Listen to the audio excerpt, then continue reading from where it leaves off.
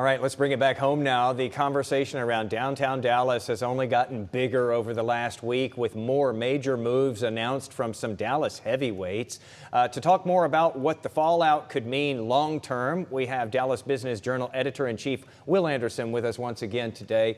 Will, thanks so much for being here. Hey, Jason. We were talking about this. We talk about downtown Dallas a lot these days. Keeps coming up. Because it's like wave after wave of it just keeps coming.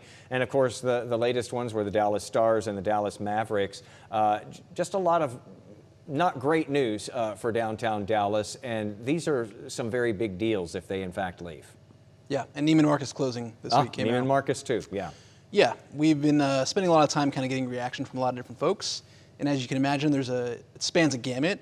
A lot of people kind of decrying what this means for Dallas, for going to, Mavs, Stars experience. I'm sure it'll be beautiful new arenas, but just people talking about, going to the AAC fondly. Mm-hmm. Not everyone agrees, of course. In our latest piece this afternoon, one source was telling us, the AAC was important for Victory Park. Doesn't necessarily need it long term, but I think the majority of people are just kind of shocked and wondering what this means. And do we have any guesses yet? I mean, there's a lot being talked about that could happen with Victory Park and with the AAC there, but nobody really knows at this point what's going to become of it.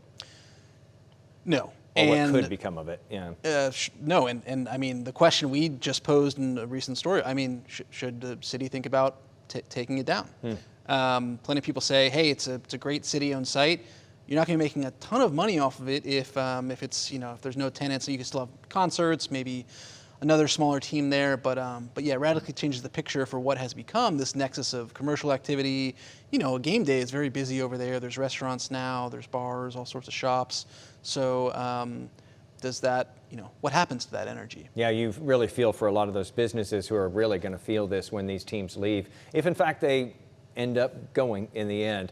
So there's been so much negative news, and this stuff can kind of take on a life of its own, and this momentum, as we have seen, can build, and it has. We've heard, one announcement after another of folks, big-time players here in Dallas leaving. What does it mean for the area when something like this happens and it just keeps snowballing like this?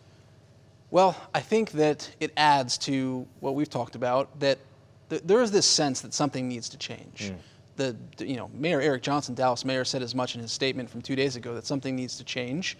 And there's this sense that, it's not just an office district anymore, downtown and uptown, that surrounding area.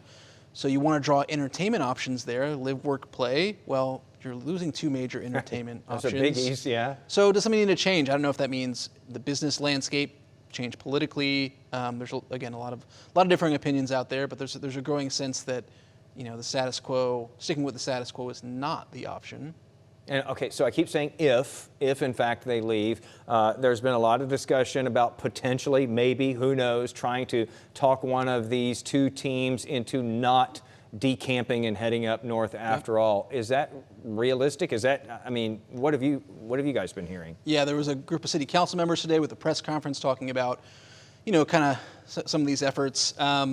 And they point out rightly that the Mavericks have paid for an option. They paid $164,000. That's a lot of money to me, probably not to a billionaire. It's not a lot to them, yeah. so they've paid for an option. They haven't bought the land at Valley View where they've talked about going. Yeah. So certainly something, there's a chance. I'm not sure if I'm the right person to say how realistic that is or not, but yes, they could be wooed back maybe. And I don't know exactly what it means, but my reporter was just telling me that there is a special finance committee meeting of the city council set for next Friday. No agenda posted yet, no indication of exactly what is going to come there, but there are certain people in City Hall who think that's a possibility and are acting on it. And again, that's a special meeting. It doesn't usually happen. Special called meeting of the finance committee for next Friday. Not this Friday, next Friday. Yeah, the 12th. Who knows? We will maybe see more developments there then. But it would seem like the Mavs and the Stars right now have some pretty good leverage, but we've said that before, and yeah, here we are. Will, thanks so much for being with us today. Keep up with the Dallas Business Journal. They are on top of all of this stuff, one thing after another here in downtown Dallas. Appreciate it, man. Thanks, Jason.